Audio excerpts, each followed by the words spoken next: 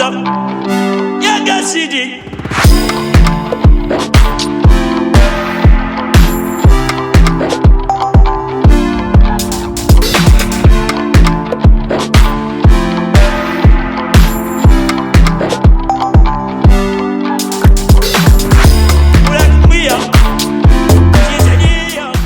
Salut les gars, bienvenue dans cette vidéo, j'espère que vous allez bien. Aujourd'hui je pars faire du roller avec des collègues et je vous emmène avec moi. Il faut savoir que j'en fais depuis que je suis tout petit.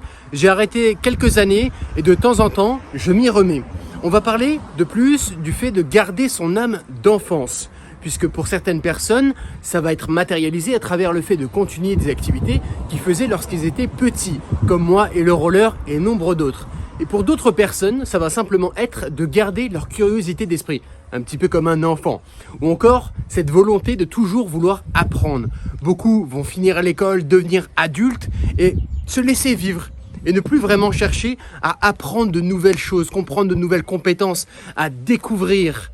Et vous savez tout comme moi que si vous êtes dans un métier qui demande de la création, de l'art, je dirais même un tant soit peu de créativité, que ce soit entrepreneur ou ce que vous voulez, garder son âme d'enfance et la chouchouter, c'est extrêmement important puisqu'en grande partie, c'est elle qui vous permet de créer. On va parler de tout ça. Allez, on y va.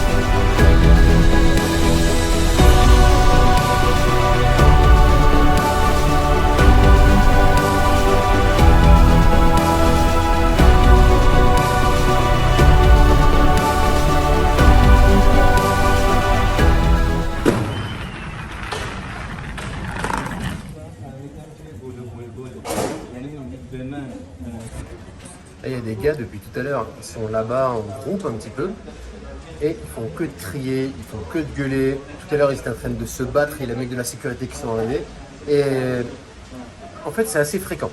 C'est assez fréquent que je vois ça, c'est assez fréquent que c'est tout le temps comme ça. Je me dis mais putain mais c'est un truc de fou quand même. C'est un truc de malade. Comment est-ce que les gens peuvent faire ça? J'ai l'impression que c'est la seule chose qu'ils ont pour exister.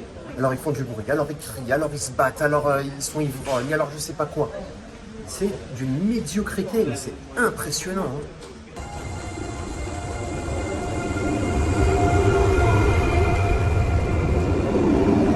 Et je voulais vous parler du sujet que j'avais en tête. Pour beaucoup de personnes, moi y compris, c'est pas le moment où ils deviennent adultes qu'ils préfèrent. La période de leur vie qu'ils ont préférée, c'est plutôt où ils étaient enfants, voire étudiants par la suite. Mais ce truc d'être adulte avec ses responsabilités, le rang social aussi qu'il faut à un moment donné tout de même atteindre, pour beaucoup c'est assez compliqué. Et les années passant, elles ont de moins en moins de panache, de moins en moins de saveur, et pour beaucoup, ils perdent un petit peu leur âme d'enfance. Et d'ailleurs, si tu es dans un métier qui demande de la création, l'âme d'enfance, si tu la perds, tu es dans la merde. Parce que c'est vraiment ce qui va te permettre de créer. Et même dans la vie en général, les gens qui perdent cette étincelle, pour beaucoup, ils sont assez moroses, assez ternes, assez tristes. Et vraiment un petit peu comme tout le monde. Il n'y a pas vraiment de choses un petit peu folles ou de trucs où tu vas dire ouah, ah ouais, tu fais ça, putain, je m'y attendais grave pas. Tu t'attends en fait à tout ce qu'ils font dans leur vie. Moi, je trouve ça en fait assez triste. Je trouve ça assez triste d'avoir préféré le moment où on était enfance, le moment où on était étudiant, au moment où on devient adulte. Puisque quand on est étudiant, ce qu'on attend, c'est justement toucher de l'argent, de devenir adulte. Quand on est enfant, on regarde les adultes et on a l'impression qu'ils savent tout ce qu'ils font. Qu'ils vont dans des endroits, qu'ils savent exactement où ils vont, alors que pour la majorité, en fait, les gens ne savent pas ce qu'ils font. Ils se contentent de vivre et ça leur suffit.